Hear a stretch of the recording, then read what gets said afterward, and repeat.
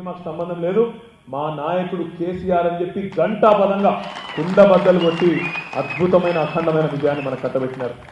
2014లో 63 సీట్లు ఇస్తే ఈసారి 88 సీట్లు అంటే 75% సీట్లు కట్టబెట్టి అఖండమైన విజయాన్ని ఇచ్చినారు.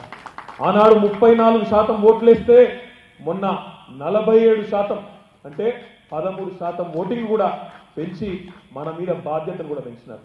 ఎందుకంటే గెలవంగానే పొంగిపోకూడదు, గెలిచినామని చెప్పి అహంకారంతో విర్రవీగడం కూడా కరెక్ట్ కాదు. గెలిచినాము, మెజారిటీలు పెరిగినాయి, సీట్లు పెరిగినాయి, ఓటింగ్ శాతం పెరిగిందంటే దానికి కారణం మన నాయకుడి పట్ల పెరిగిన విశ్వాసం అనే మాట కూడా నేను ఈ సందర్భంగా నేను మీకు విజ్ఞప్తి చేస్తా ఉన్నా. అంటే 2014 ఎన్నికల్లో మనకు ఓటు వెయ్యని 13% మంది ప్రజలు అదనంగా మనకు ఓట్లు వేసినారంటే ఇది సామాన్యమైన విషయం కాదు. గ్రేటర్ హైదరాబాద్లో 2014 ఎన్నికల్లో మనం మొదట గెలిచింది ఒకే ఒక్క సీటు, హైదరాబాద్ మున్సిపల్ కార్పొరేషన్ పరిధిలో 2 సీట్లు, సికింద్రాబాదు, మల్కాజ్గిరి. కానీ 2 ఏళ్లలోనే జిహెచ్ఎంసీ ఎన్నికలు వస్తే అఖండమైన మెజారిటీని ఇచ్చి ఆనాడు తలసాని శ్రీనివాస్ యాదవ్ గారి నేతృత్వంలోనే మొత్తం ఆనాడు మన రోడ్ షోలు కానీ హైదరాబాద్ ప్రచారం కానీ తమ్ముడు సుమన్ కూడా ఆనాడు మనతోనే పనిచేసినారు. బ్రహ్మాండంగా మొత్తం హైదరాబాద్ అంతా కూడా తిరిగి కేసీఆర్ గారి నాయకత్వం గురించి, కేసీఆర్ గారి నాయకత్వంలో ప్రజలకు అందుతున్న సంక్షేమ అభివృద్ధి ఫలాల గురించి బలంగా చెప్తే హైదరాబాద్లో కులాన్ని చూడలేదు, మతాన్ని చూడలేదు, ప్రాంతాన్ని చూడలేదు, వర్గాన్ని చూడలేదు, దేన్ని చూడలేదు. ఏకోన్ముఖంగా 150 స్థానాలకు గాను మనం 99 గెలిచినాం. మన మిత్రపక్షం మజ్లిస్ 45 గెలిచిందంటే 150లో దగ్గర 144 మొత్తం మనమే గెలిచి ఒక రికార్డు, ఒక తుఫాను ఆనాడు సృష్టించడం జరిగింది. తర్వాత చాలా కార్యక్రమాలు ప్రజలకు ఇచ్చిన మాట ప్రకారం మంచినీటి సరఫరా మెరుగు చేయడం కానీ, శాంతి భద్రతను అద్భుతంగా కాపాడడం కానీ, అదే రకంగా రహదారులు కానీ, ఫ్లైఓవర్లు కానీ, అండర్ పాస్లు కానీ, పెట్టుబడులను ఆకర్షించడం కానీ, కరెంటు వ్యవస్థను బాగు చేసుకోవడం కానీ చెప్పుకుంటూ పోతే 1, 2 కాదు చాలా కార్యక్రమాలు చేసుకున్నాం. కాబట్టి ఒక విశ్వాసం కుదిరింది. ఈ పార్టీ మన నాయకుడు కేసీఆర్ గారి పట్ల ఒక అఖండమైన విశ్వాసం, ఈయనైతేనే మాకు కరెక్ట్ అనుకుని మళ్ళీ మొత్తం రంగారెడ్డి గ్రేటర్ హైదరాబాద్ పరిధిలో మనకు ఈరోజు అద్భుతమైన విజయాన్ని 29 స్థానాలుంటే 7 మన మిత్రపక్షం మజ్లిస్ గెలిచింది, 18 మనం గెలిచినాం. మొత్తం కలిపితే 25 స్థానాలను 29లో మళ్ళీ మనం కట్టబెట్టి ప్రజలు మన మీద ఎంత విశ్వాసం ఉన్నదో స్పష్టంగా ప్రకటించడం జరిగింది. అంటే ఈరోజు హైదరాబాద్ ప్రజలకి ఇక్కడ ఉండే అన్ని వర్గాలు, అన్ని కులాలు, అన్ని మతాల ప్రజలు మినీ భారతదేశం లాంటి హైదరాబాద్లో మన పట్ల చెక్కు చెదరని ఒక విశ్వాసాన్ని వారు ప్రకటించడం జరిగింది. మరి ఈ సందర్భంగా మీ అందరితో నేను కోరేది ఒకటే, నిజానికి తలసాని శ్రీనివాస్ యాదవ్ గారు లాంటి నాయకుడు నిజంగా చెప్పాలంటే 30,000 ఓట్ల మెజారిటీతో గెలవవలసిన నాయకుడు కాదు.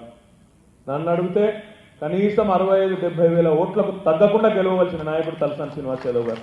ఎందుకంటే నేను ఊరికి అంటుంటా ఆయనతో, సెక్రటేరియట్కి బయలుదేరే ముందు ఇంట్లో ప్రజలను కలుస్తాడు, సెక్రటేరియట్కి వస్తాడు, మొత్తం మంత్రిగా చేయవలసిన పనులన్నీ రాష్ట్ర వ్యాప్తంగా చేయాల్సిన అన్ని కార్యక్రమాలను సమీక్షించుకోవడం, బ్రహ్మాండంగా అధికారులకు ఆదేశం ఇవ్వడం, ఏం కావాలో అన్ని కూడా చక్కబెట్టుకోవడం, అన్ని బ్రహ్మాండంగా శాఖాపరంగా చేయాల్సిన కార్యక్రమాలు చేస్తాడు. చేసి మళ్ళీ వాపసు పోకుండా మళ్ళీ నియోజకవర్గంలో ఎక్కువ దగ్గర ఆగుతాడు. ఖచ్చితంగా పని చూడడమో, ఏదన్నా ప్రారంభోత్సవం చేయడమో, శంకుస్థాపన చేయడమో, కార్యకర్తలను కలుసుకోవడమో, ఏదో ఒక కార్యక్రమం లేకుండా ఏ ఒక్కరోజు కూడా ఫ్రీగా ఉండే మనిషి కాదు శ్రీనివాస్ యాదవ్ గారు. ప్రజల మనిషి, నిరంతరం ప్రజల్లోనే ఉంటూ హైదరాబాద్లో ఏదైనా కొత్త కార్యక్రమం స్టార్ట్ అయింది అంటే నా దగ్గరనే కావాలి, నా నియోజకవర్గమే ఆదర్శంగా ఉండాలని ఆలోచించే నాయకుడు. అది ఐడిహెచ్ కాలనీలో డబుల్ బెడ్రూమ్ ఇల్లు కావచ్చు, హైదరాబాద్లో కొత్తగా వైట్ టాపింగ్ రోడ్లు కావచ్చు, ఫంక్షన్ హాల్ కట్టుడు కావచ్చు, మోడల్ మార్కెట్లు కట్టేది కావచ్చు, మోడల్ శ్మశానాలు కావచ్చు, ఏదైనా సనత్ నగర్లోనే ప్రారంభం జరిగిన మాట కూడా నేను మీకు సందర్భంగా గుర్తు చేస్తా ఉన్నా. అందుకే మీరు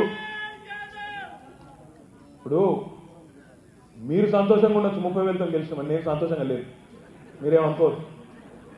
ఎందుకంటే ఆయన నిజానికి ఆయన కెపాసిటీకి, ఆయన పనితీరుకు, ఆయన సత్తాకు నిజానికి గెలవాల్సిన 65-70,000తో గెలవాలి.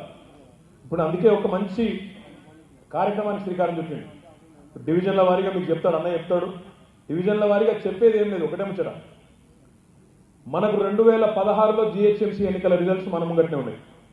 ఏ డివిజన్లో ఎంత మెజారిటీ వచ్చిందో మనకు తెలుసు, ఏ బూత్లో ఎంత మెజారిటీ వచ్చిందో మనకు తెలుసు. 2018 ఎన్నికల్లో అదే బూత్లో ఇప్పుడు ఎన్ని ఓట్లు వచ్చినాయో కూడా మన ముంగట ఉన్నది. క్లియర్గా 16లో జిహెచ్ఎంసీలు ఎన్ని వచ్చినాయి, 18లో శాసనసభ ఎన్నికల్లో ఎన్ని వచ్చినాయి, అసలు ఎన్ని ఓట్లు పోలైనాయి, మొత్తం పోలైన ఓట్లలో మనకెన్ని వచ్చినాయి, మన ప్రత్యర్థికి ఎన్ని వచ్చినాయి, ఈ లెక్కలు మన దగ్గరనే ఉన్నాయి. ఇక అందరి సంగతి బయటపడిపోతుంది అలా. ఇప్పుడు ఆయన లేచోరిండు టైగర్ శ్రీనివాస్ యాదవ్ అని, సంతోషం. ఇది ఏ డివిజన్ ఏ బూత్ నాకు తెలియదు, కానీ నీ పనితీరు కూడా బయటపడుతుంది. అందరి ముంగట లొల్లిపెట్టుడు బొమ్మపెట్టుడు కాదు, పనితీరు. డబ్బాలు ఓపెన్ చేసినాడు, డబ్బాలు తెచ్చినాడు, మనం ఎంత పాటు సిపాయిలం అన్నది అలా తెలిసిపోతుంది. మన డివిజన్లో మన బూత్లో మన కథ ఏంది, మన ఎత్తు ఎంత, మన పొడవు ఎంత, మన లోతు ఎంత అక్కడ తెలుస్తుంది. ఇప్పుడే నాకు అరుణ చూపెడుతున్నది, అన్న మా దగ్గర 7,700 మెజార్టీ వచ్చిందని చూపెట్టింది. ఇప్పుడు నాకు ఇంకోటి కూడా తెలుసు, కొన్ని డివిజన్లలో ఓట్లు ఎక్కువ ఉంటాయి, కొన్ని దగ్గర తక్కువ ఉంటాయి, కొన్ని దగ్గర పోలింగ్ ఎక్కువ అవుతుంది, కొన్ని దగ్గర తక్కువ అవుతుంది. ఎంత వచ్చిందన్నది కాదు, ఎంత పర్సెంటేజ్ ఓటు మనకు పోలైన ఓట్లలో ఎంత పర్సెంటేజ్ మనకు వచ్చిందన్నది లెక్క.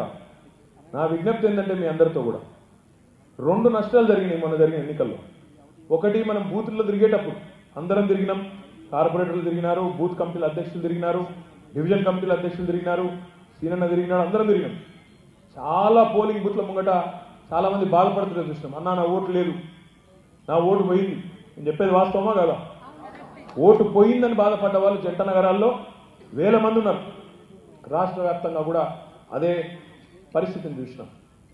నా విజ్ఞప్తి ఏంటంటే శ్రీనివాస్ యాదవ్ గారికో నాకో ఫలానా రామ్ గోపాల్పేట డివిజన్లో ఫలానా మున్సిపల్ గ్రౌండ్ కాడ ఉండే పోలింగ్ బూత్లో 100 ఓట్లు పోయినాయనే విషయం నాకు తెలియదు.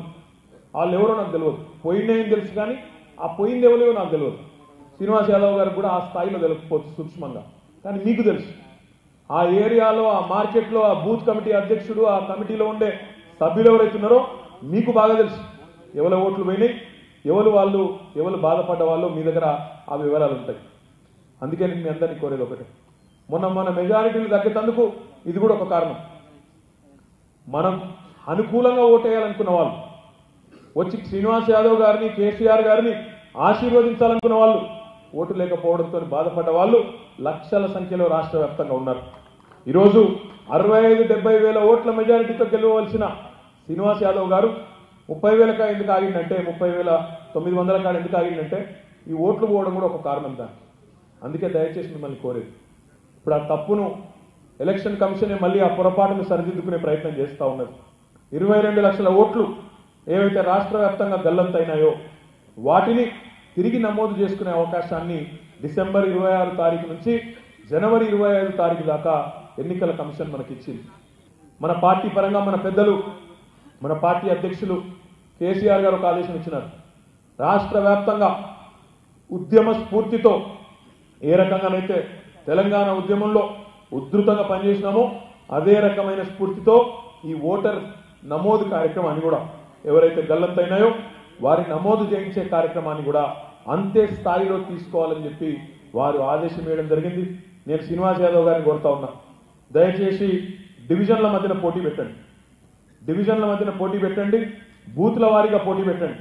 ఎవరు ఎక్కువ సాధిస్తే వారికి ఎక్కువ నిధులు ఇచ్చే కార్యక్రమం కూడా మీరు చేయండి. అట్లయితేనే వీళ్ళు మనోళ్ళు కూడా సీరియస్గా తీసుకుంటారు తప్ప లేకపోతే తీసుకోండి. ఎవరైతే ఎక్కువ పనిచేసి, ఎవరైతే ఎక్కువ ఓటర్ నమోదు కార్యక్రమాన్ని చేస్తారో రేపటి రోజున సీనన్న కూడా నిధులు ఇచ్చేటప్పుడు పార్టీ పరంగా కాదు ప్రభుత్వ పరంగా ఇచ్చే నిధుల్లో మరి మీకు పూర్తి స్థాయిలో న్యాయం చేసే ప్రయత్నం అదే పద్ధతిలో ప్రాధాన్యత ఇచ్చి చేయడం జరుగుతుంది. అందరినీ మంచిగా చూసుకుంటాం, కానీ కొద్దిగా కుడి చేయి, కొద్దిగా ఎడమ చేయి అంటే అట్లా అని చెప్పేసి ఇక చేయని వాళ్ళని పట్టించుకోవడం కాదు. కాకపోతే బాగా పనిచేసిన వాళ్ళు ముందు దగ్గర తీసుకుంటారు ఎవరైనా కూడా. అటు దయచేసి నేను కోరేది బూత్ల వారీగా సీరియస్గా తీసుకోండి. 25 తారీఖు దాకానే సమయం ఉన్నది. తిరిగి ఉధృతంగా నమోదు చేయిస్తే మన మెజారిటీలే పెరుగుతాయి. ఇప్పుడు ఏమైంది, మొన్న ఈ ఎన్నిక జరిగింది డిసెంబర్ 7 నాడు, 11 నాడు ఫలితాలు వచ్చినాయి. ఆ రోజు మీరు గుద్దిన గుద్దుడు, మీరు చేసిన ప్రచారానికి అడ్డం పడ్డారంటే ప్రజాకూటమి వాళ్ళు ఇప్పటిదాకా ఎవరు అడ్రస్ కూడా లేదు, లేస్తలేరు. కొంతమంది ఏమో ఇక మేము మీడియా కనవడం మేము పోతున్నాం టాటా బై బై అని కొంతమంది పోయింది. కొంతమంది ఏమో ఏం చెప్పాలనో చెప్పక ఆగమాగం అవుతున్నారు. ఇంకా కూడా వాళ్ళు ఏం మాట్లాడుతున్నారో మీరు చూస్తున్నారు. మిషన్లు బాగలేవట. మిషన్లు కాదు, మీ బుర్రలు పనిచేస్తలేవు. ఏం చెప్పాలనో తెలుస్తలేదు పాపం వాళ్ళకి. ప్రజలు ఇంత దారుణంగా ఎందుకు తిరస్కరించారని చెప్పి కింద మీద పడుతున్నారు. అర్థం కాకపోతే ఇంకేమైనా నాకు తెలియక అడుగుతా. తెలంగాణలోని పేదవాళ్ళు సంతోషంగా ఉన్నారు. ఆసరా పెన్షన్లు కానీ, కళ్యాణ లక్ష్మి కానీ, డబుల్ బెడ్రూమ్లు కానీ, సన్న బియ్యం లాంటి కార్యక్రమాలు కానీ, మిషన్ భగీరథ కానీ, ఈ కార్యక్రమాల వల్ల తెలంగాణలోని పేదవాడు చాలా సంతోషంగా ఉన్నాడు. ఈ ముఖ్యమంత్రి ఉంటేనే నాకు లాభం జరుగుతుందని డిసైడ్ చేసుకున్నాడు. అందుకే వాళ్ళు గుద్దిన గుద్దుడుకు ఈరోజు కింద పడ్డారంటే లెవ్వలేని పరిస్థితుల్లో కాంగ్రెస్, తెలుగుదేశము ఇంకా ఆ ప్రజాకూటంలో ఉండే ఇతర పార్టీలు గిలగిల కొట్టుకుంటా ఉన్నాయి.